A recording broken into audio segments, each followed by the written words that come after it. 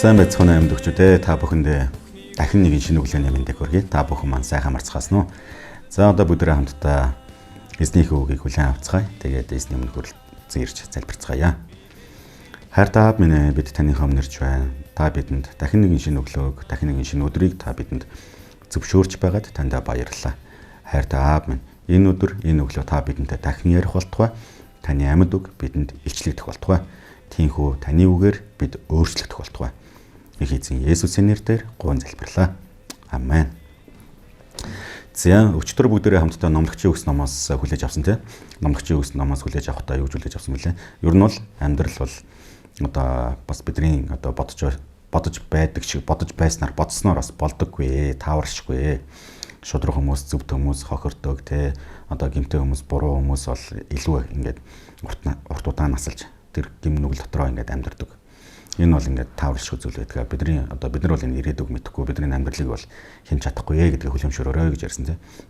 Тэгвэл яах юм бэ гэдэг тал дээр би бас өргөжлүүлэн өнөөдөр та бүхэнтэйгээ хуваалцмаар байна. За. Бүгд Ром номын 12 дугаар бүлгийн 21 дугаар ишлэгийг хүлээн авцгаая. За бидний хамгийн сайн мэддэг ишлэг ба. Ром номын 12-21. Мууд бүү дийлд мууг харин сайнаар дийл гэж хэлсэн. Мууд бүү дийлд мууг харин сайнаар дийл.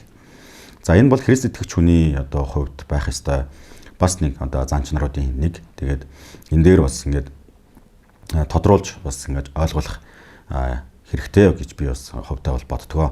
За яагаад вэ гэвэл одоо өчтөр бид нар хүлээж авсан лугай адил бид нар ингээд нөгөө амьдралын одоо нөхцөл байдал донд за бурхан мэдж байгаа гэдээ бас орхичж болохгүй гэж ярьсан шүү дээ хэлсэн тийм. Тэнгүүд тэгвэл одоо яах юм бэ? Тэгвэл яах вэ гэвэл бид нар мууд дийлдэж болохгүй гэдгийг бас энэ ч хэлж байгаа тийм. Мууд дийлдэж болохгүй. Мууд бүү дийлд гэж хэлсэн тийм. Мууд бүү дийлд мууг харин сайнаар дийл гэж хэлсэн. Тэгэхээр өөрөөр хэлбэл чинь муу зүйлийг ер нь орхиж болохгүй гэдгийг би бол бас хэлдэг. Ингээ зүгээр орхиж болохгүй. За ингээ зүгээр орхиж. За ингээд очие. Энд ер нь бол ингээд нэг тийм одоо юу гэдэг за чамд ингээ дайсан байна уу те хүмүүс чамд ингээ дайсан байна уу те за хүмүүс чамд одоо муугар хандаад байна уу те чам хохироогоод байна уу те за тэгвэл орчихгүй дөө зүгээр орчих над хүмүүсээ зүгээр орчихгүй тэгээ бурхан мэдж байгаа штэ гэдэг одоо зааварчлага ер нь бол библиэр байхгүй штэ харин яг энэ одоо Ром номнэр даалгавар юу хэлж байгаа нөхөр мууд бүү дийлд гэж хэлсэн мууд бүү дийлд харин муугаар биш харин сайнаар дийл гэж хэлсэн за тэгвэл яах юм бэ гэж за энэ ч бид нар хоёр зүйлийг сурах хэрэгтэй.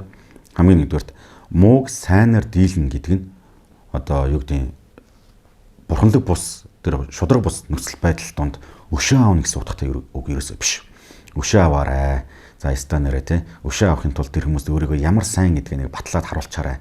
За станараа тэр хүмүүсийн те одоо юу гэдэг толгой дээр нь галтаа нүүрс овоолж те өөрсдөө ичхүрт оруулахын тулд чинь нэг станыг өөрийгөө ямар сайн гэдгийг харуулад өгөөч гэсэн утгаар ерөөсөө хэлэгдээгүй. Харин сайнаар ханд гэдэг нь юу хэлж байгаа нөхөр тэр хүмүүсээс өшөө авах зорилгоор сайнаар битгий ханд. Тэр хүмүүст те ингээд за яста өөрсдийгөө олж хараад те ичиг гэсэн байр сууриас битгий ханд. Харин тэр хүмүүст те одоо боломжит те бурханлаг хамгийн сайн тэр одоо арга замуудыг бурхнаас имээсэн те бурхны өмнө дарууссан тэр хандлагаар тэр хүмүүстэй одоо хандаарай гэж хэлж байгаа.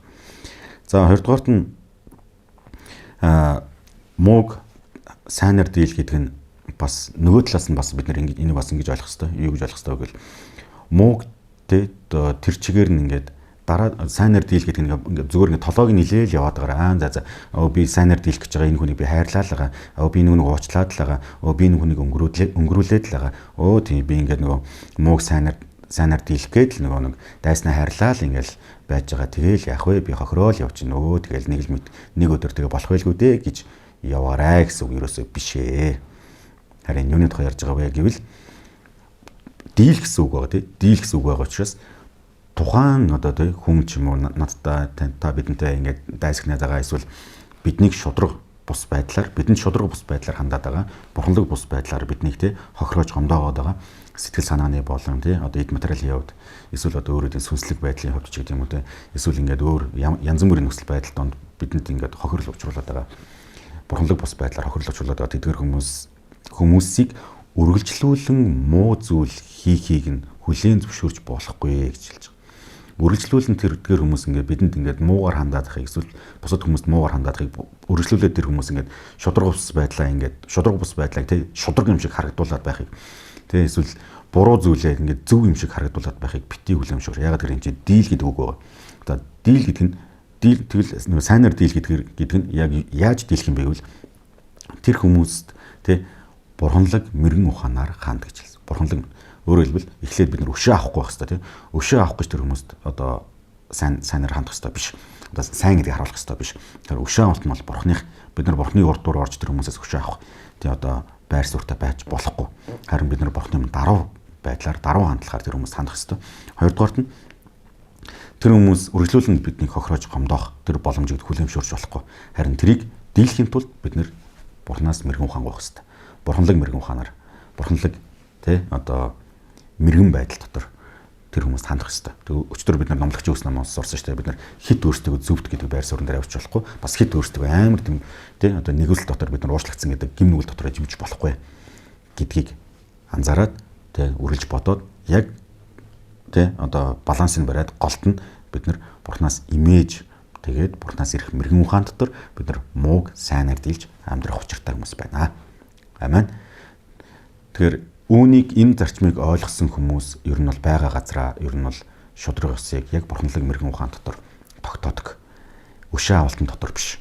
Эсвэл яг буруу муу арга замаар биш. Харин бурханлаг мэрэгэн ухаанаар сайн арга замаар тэгээ Библийн зарчмын дагуу тэнцээ шудраг ёсыг тогтоодог. Бурхны хайрыг тэр газар харуулдаг. Бурханлаг даруй байдал дотор бас өрхөмжлөгддөг юм шүү. Амен. Тэгээ би та бүхнийг уриалж байна. Тэгээд эх жилийн турш бас босод хүмүүстэй харилцаан дээр бид нараас энэхүү зарчмыг бодож, баримталж одоо хэрэгжүүлцгээе гэж уриалж байна. Мууд бүү дийлд, харин мууг харин сайнаар дийл. Амен. За бүгд хамтдаа залбирцгаая. Их эзэн минь бид таны өмнө ирж байна. Хайр та минь ээ. Тэгээд энэ газар та бидэнтэй хамт байж, эзэн та өглөө бүр бидэнд өөрийнхөө үгийг айлтаж байгаад баярлалаа. Тэгээд өнөөдөр ч гэсэн та бидэнд гайхалтай өөрийнхөө үнэн үгийг та дахин бидэнд сануулсан гэдэгт бид итгэж хүлээн авч байна. Энэ үгээр минь та биднийг бас урамшуулж өгөөрэй. Та биднийг бас зоригжуулаарай. Эзэн бас биднийг та бас зэмлэх шаардлагатай бол энэ үгээр дамжуулан та биднийг бас зэмлэх болтугай. Тандаа баярлалаа. Тэгээд энэ бүхний эцэст бидний амьдралаар дамжуулж эзэн таны минь нэр алдарч болтугай. Их эзэн Есүсийн нэрээр талархан гон залбирлаа. Амен.